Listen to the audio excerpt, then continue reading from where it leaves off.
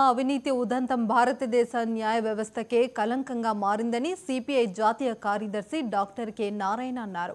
ఢిల్లీ న్యాయమూర్తి అవినీతికి పరాకాష్ఠంగా అతని ఇంటిలో 100 కోట్ల కరెన్సీ బయటపడడంతో ప్రపంచం నివ్వెరపోయిందని చెప్పారు. నరేంద్ర మోదీ అధికారంలోకి వచ్చిన నాటి నుంచి వ్యవస్థ స్వతంత్రను కోల్పోతున్నదని మండిపడ్డారు. దేశం ప్రపంచం విభ్రాంతిపడే పద్ధతుల్లో ఈ న్యాయ వ్యవస్థకి కళంకం వచ్చింది. న్యాయ వ్యవస్థకు కళంకం రావడానికి పరాకాష్ఠగా మొన్న ఢిల్లీ హైకోర్టులో వర్మ గారి ఉదంతమే. మరి జడ్జి ఇంట్లో 100 కోట్ల రూపాయల కరెన్సీ ఉండడం అనేది ఆశ్చర్యం. ఆయన వ్యాపారం చేసేది లేదు, ఇంకొకటి లేదు. ఆ డబ్బులు ఉన్నాయంటే అర్థం లేదని ఆయన బుకాయిస్తున్నాడు. కానీ ఫైర్ డిపార్ట్మెంటు 4 రోజుల తర్వాత అక్కడ ఏం లేదని చెప్తా ఉంది. అంటే వాళ్ళు మేనేజ్ చేశారు. ఫస్ట్ ఆ ఫైర్ డిపార్ట్మెంట్ ఉన్న యాక్షన్ తీసుకోవాలి, వాళ్ళని ఫైర్ చేయాలా. ఫైర్ డిపార్ట్మెంట్ పనిచేసేవాడు వాళ్ళు అబద్ధం చెప్తున్నారు.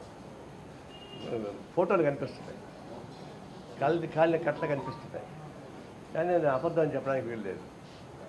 ఖచ్చితంగా అతను అవినీతికి పాల్పడడానికి అర్థమవుతుంది. అయితే ఆయన ఇచ్చే గత జడ్జిమెంట్స్ మొత్తం పైన పరిశీలించాలి. ప్రతి జడ్జిమెంట్లో అతను అంశం ఉండే ఉంటుంది. రెండవది ఏంటంటే ఈరోజు వర్మను చూస్తున్నాం మనం.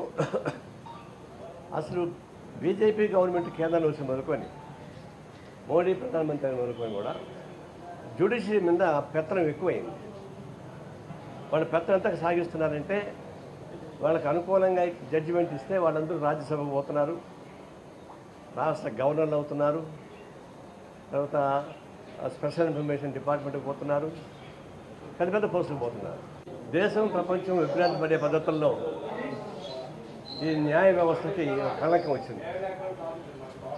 న్యాయ వ్యవస్థకు కళంకం రావడానికి పరాకాష్ఠగా మొన్న ఢిల్లీ హైకోర్టులో వర్మ గారి ఉదంతమే. మరి జడ్జి ఇంట్లో